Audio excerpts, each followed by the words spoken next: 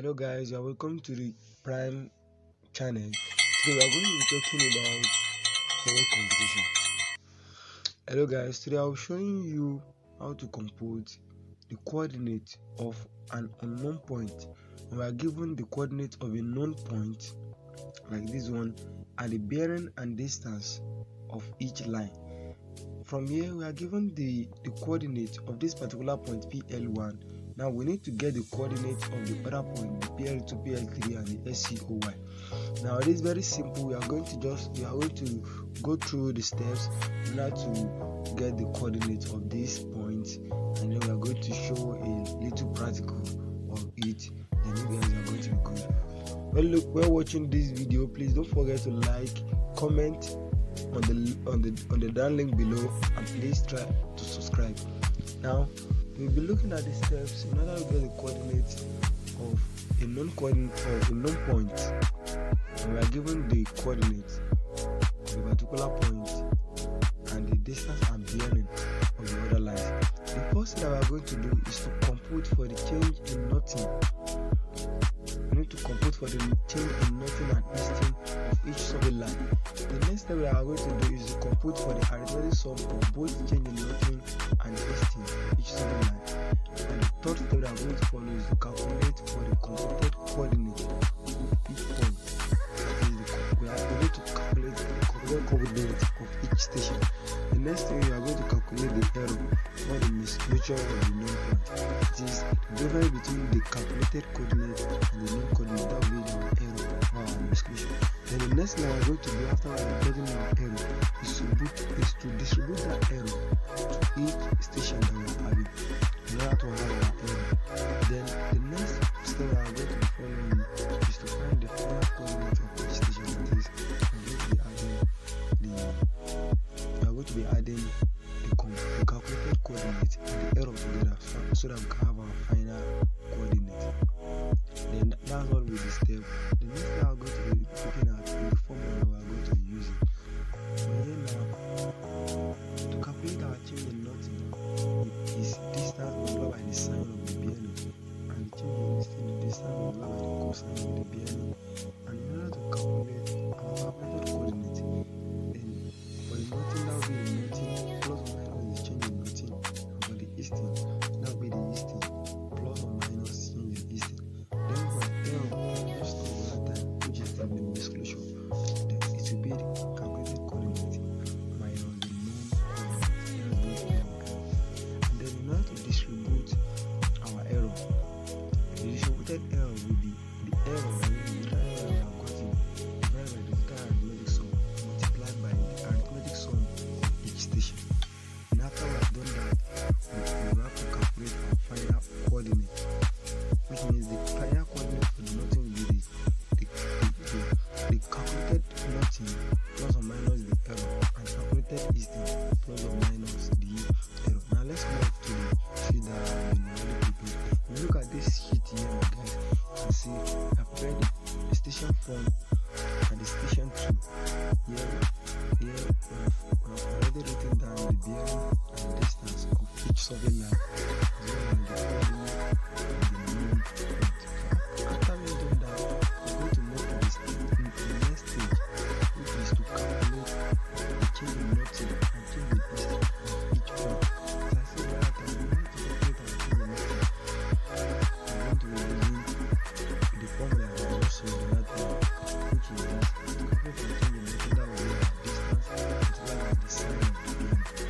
In this case here, our change in nothing that will be the distance here, which is 50.07, multiplied by the sine of this beam that we are having here, which is 21 degrees 55 minutes 00 seconds.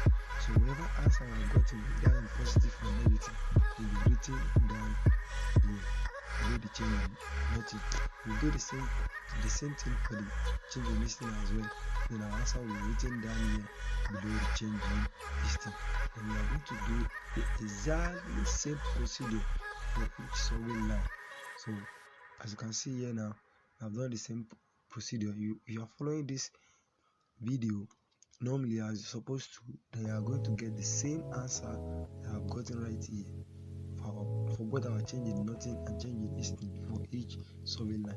So after we have done that, the next step that we are going to do, that we are going to follow here, and has been written down after calculating the change in nothing and change in this thing, is to compute for the arithmetic sum of both change in nothing and change in this thing for each solving line. In order to do that, there is a paper sheet here. So we need to calculate the arithmetic sum. From here now, the first change in nothing that we are having here is 3.10. If we round this up, then automatically we are going to be having 3. Am I right? If we add it to the change in nothing of the next point, which is 36, then that will be equals to that will be equals to 39.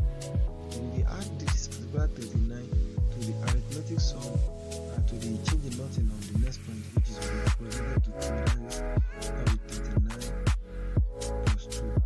Then we are having our next arithmetic sum calculated to be equals to 41. Then the next one, we are going to have our 41 that we have already here. 41 we are having already plus the round off of this, which is 36. Then automatically here we will be having 77 and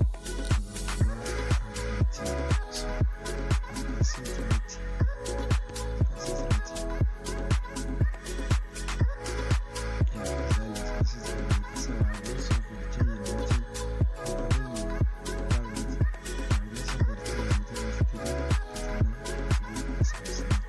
Do the same procedure for changing this thing. I'm going to be doing this particular value 15, 34, and 30.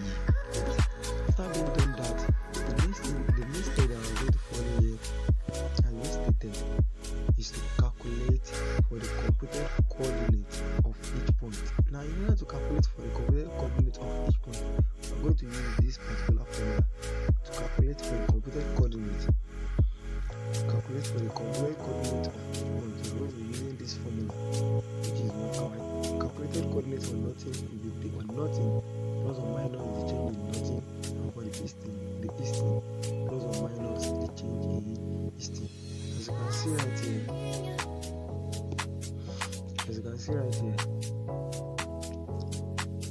see right here, from our first coordinate that we are having here,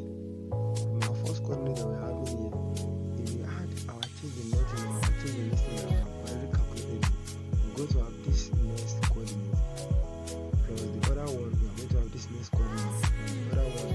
We're going to have this next coordinate, and lastly, we'll be having this last coordinate for all our computed coordinates.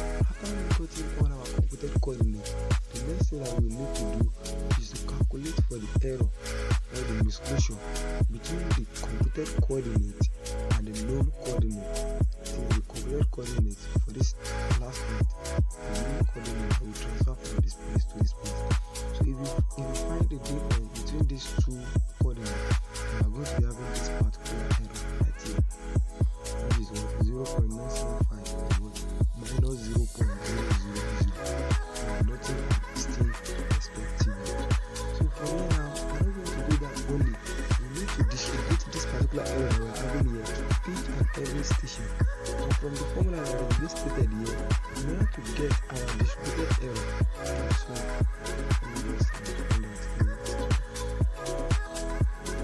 sorry guys, let's try this.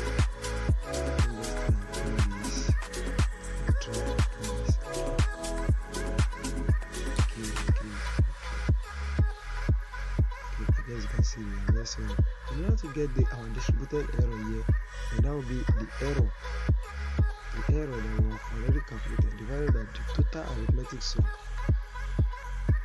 multiplied by the arithmetic sum of each station. In this case here, for the first one that we are having here,